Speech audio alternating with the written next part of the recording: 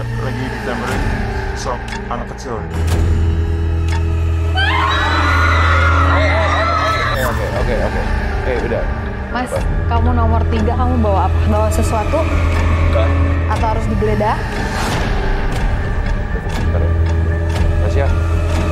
Anehnya tuh, saya tuh sering seperti ditidurin.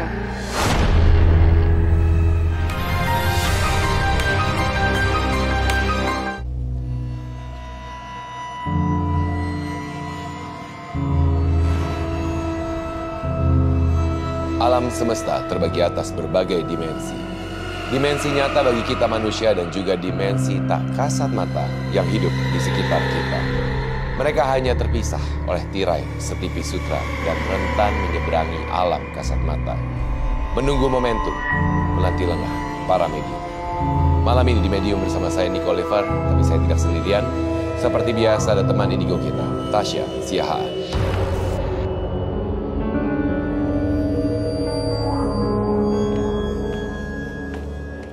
Selamat malam Tasya.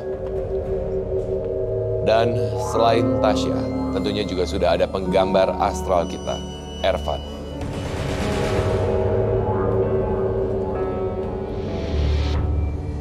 Selamat malam, teman misteri.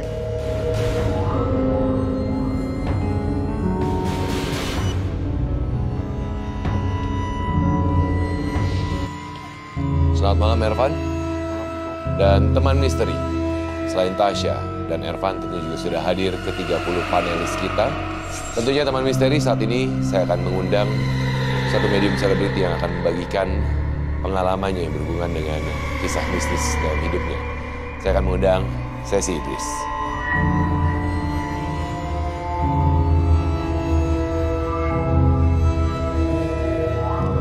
Selamat malam Sesi. Malam. Silahkan. Sesi Idris, artis sinetron yang ditemani sosok wanita di dalam mobilnya. Baik, saya akan persilakan tentunya untuk teman-teman pada dulu. Baik, Sesi terima kasih sudah meluangkan waktunya untuk hadir malam ini di Medium dan juga mungkin Sesi juga sudah mengirimkan beberapa foto yang saat ini juga Ervan akan menggambarkan sosok apa yang ada dalam foto tersebut. Dan mungkin bisa diceritakan kepada teman misteri di rumah, Tasya, Ervan dan juga ke-30 panelis sebenarnya pengalaman yang berhubungan dengan dunia horor atau kisah mistis dalam kehidupan sehari-hari apa saja yang pernah dialami? Kalau boleh dibilang sih aku tuh tidak bisa melihat tapi rada peka ya gitu, kayak bisa ada sesuatu yang terjadi gitu.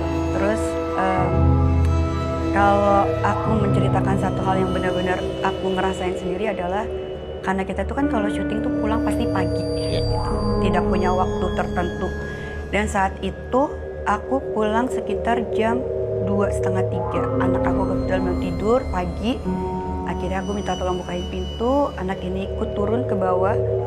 Begitu aku buka gerbang pintu, pas papa buka, tiba-tiba dia bilang, "Bunda," gitu.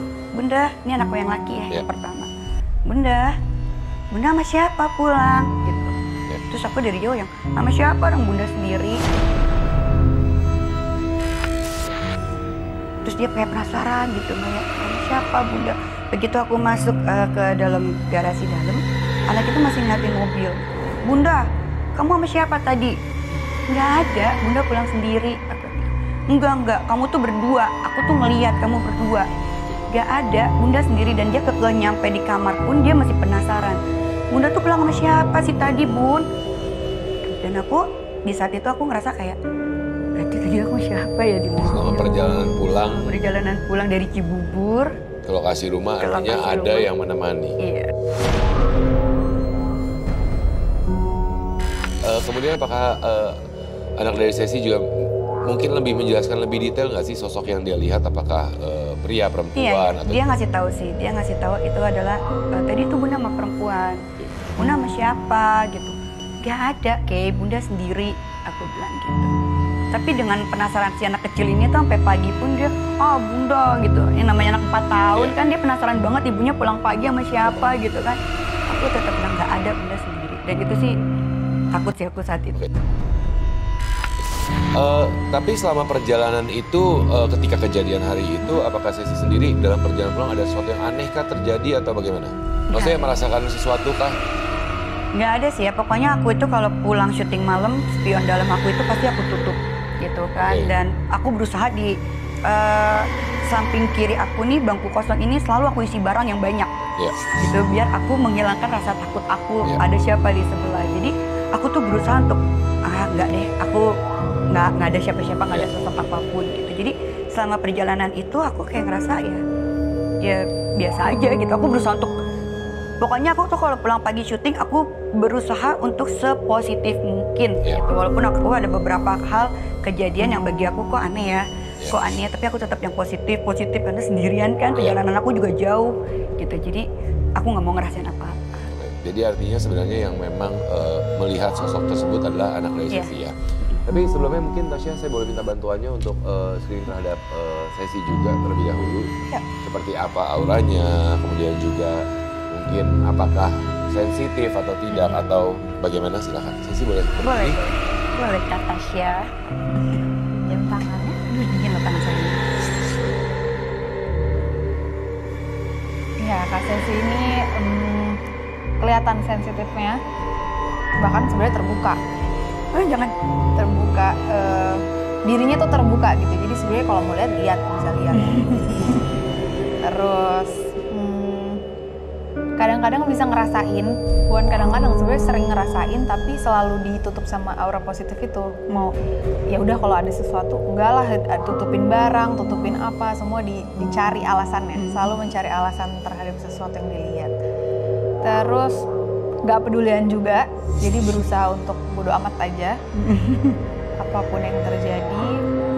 Tapi sebenarnya itu turun ke anaknya sih jadinya. Baik. Jadi saya silakan Tasya. Iya, makasih Kak Tasya. Jadi yang saya tarik kesimpulannya adalah sebenarnya Sesi ini sensitif, bahkan sebenarnya kalau mau diasah dia sebenarnya bisa untuk melihat lebih jelas ataupun juga berkomunikasi. Tapi ada mungkin rasa takut, rasa tidak biasa seperti tadi kan Sesi juga sempat menceritakan bahwa untuk menutupi rasa takutnya perjalanan sendiri di malam hari memilih spion tengah untuk ditutup. Dan sebenarnya kebantu sama sifatnya Kak Sesi ini yang nggak pedulian gitu, berusaha untuk nggak peduli, cuek gitu. Jadi itu yang agak membantu dia ketutup. Oke, baik. Ervan, sudah selesai? Mungkin bisa diperlihatkan ke kamera terlebih dahulu untuk teman misteri di rumah. Ini adalah foto kendaraan dari Sesi yang dikirimkan ya kepada tim medium. Mungkin kalau misalnya teman misteri bisa lihat bahwa memang kondisi itu adalah memang satu sosok perempuan yang duduk di kursi penumpang bagian depan, artinya ya mendampingi Sesi sebenarnya. Dan kondisinya yang ingin saya tanyakan, sosok ini memang selalu ikut atau kebetulan hanya ada atau bagaimana? Kebetulan ada, nggak selalu ikut. Bukan sosok yang menempel Nggak. apa ya? Oke. Dari lokasi syuting kah atau gimana? Iya, sebenarnya Kak Sesi itu juga kadang-kadang kalau pergi kemana, nggak selalu, pergi kemana tuh dia suka diikutin. Karena ada selain ada nggak pedulinya, tapi ada satu bagian sifatnya tuh ngayomin gitu, mengayomi. Nah itu tuh kadang-kadang nempelin Aura keibuannya keluar ya? Itu membuat makhluk-makhluk yang di luar sana tuh seneng aja nempel karena aura ngayomnya itu.